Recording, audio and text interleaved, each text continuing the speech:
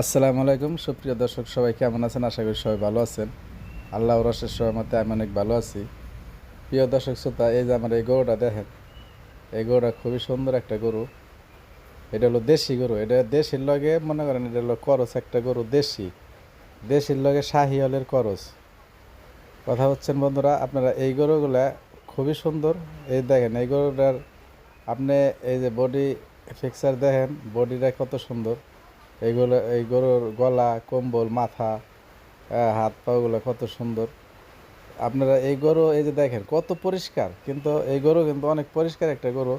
আপনার অন্য জাতের গরু কিন্তু অস্ট্রেলিয়া গরু কিন্তু গোবর টবর দিয়ে, কেদা খাবার দিয়ে মাহায় মোহে শরীরের যে একটা অবস্থা, একবারে আপনারা দেখলি মনে করেন একবার অস্থির হয়ে থাকবেন।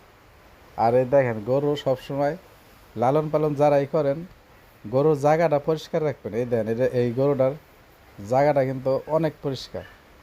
আর দেখেন এই যে কত সুন্দর পরিষ্কার, দেখছেন নি? যাই হোক বন্ধুরা, আপনারা যারা এই গরু লালন পালন করেন, গরু একটা বোবা পানি, এদের প্রতি আলাদা ভালোবাসা, আলাদা মায়া থাকতে হইব। যেখানে থাকেন এটির প্রতি আপনার মন এটির উপরে থাকতে হইব। আপনার এই গরুটা কেমনে রইলো, কেমনে কোন জায়গায় রয়েছে দাঁড়ায়, কি খাইতেছে কি না খাইতেছে, এগুলো আপনি যেখানেই থাকেন আর কি, এটা নিয়ে চিন্তা ভাবনা করুন, ভাববেন। তাহলে দেখবেন আপনাদের গরুর শরীর স্বাস্থ্য ভালো থাকবো। গরু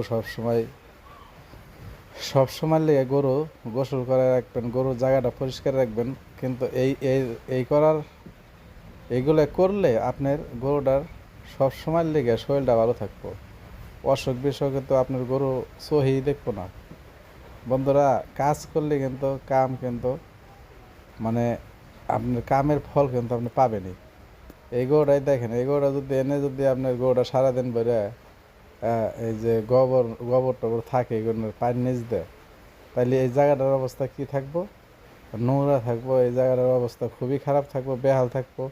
এই গরুটার পেট পড়তে দেখছেন নি? পেট কত সুন্দর, বডি কোনো জায়গায় গোবর একটা একটু গোবর লাগাই না নাই। তাই গরু পাললেই খালি গরু মনে করলাম না, গরু পাললেই হইলো। গরুর অনেকগুলা কাজ আছে, মনে করেন ওই কাজগুলা একবার খুবই আনন্দ সহকারে করবেন, তাইলে দেখবেন আপনাদের কষ্ট হইব না। হ্যাঁ, আপনারা কষ্ট নিয়ে করবেন না। এটার কাম কিন্তু করলে আপনারা দেখবেন, এটা যখন বিক্রি করবেন তখন দেখবেন আপনি টাকায় লাল হয়ে গেছেন, তখন কোনো কষ্ট হয়ে আপনার কষ্ট মনে হইব না। তাই এটা লালন পালন করার দিকে এটা সবসময় যে সবজিটা লাগে সবসময় 100% দিয়ে করার চেষ্টা করবেন।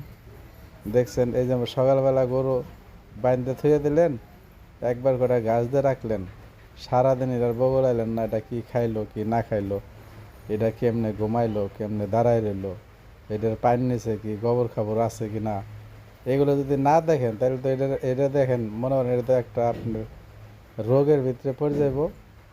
এটা যেগুলো শুইব, এই গরুটা যে যখন শুইব, এটির যদি নিচে গোবর খাবার থাকে তাহলে কিন্তু এই গরুটা শোয়ার পরে কিন্তু এটার নাকের গালের সামনে গোবর থাকবো। এই গোবরের গন্ধ এটার নাক দিয়ে গালতে যে গেলে কিন্তু এটা একটা অসুস্থ ফিল করবো, এটা অটোমেটিক অসুখ হয়ে যাব। এই গরুটা এরকম করা যাবে না। এই দেখেন আপনার এই আমার যে গরুর জায়গাটা কতটা সুন্দর, একবারে আপনারা মানুষ এখানে শুয়ে থাকা যাবে, কিন্তু একটু গোবর পাওয়া যাবে না ভরার লিগে।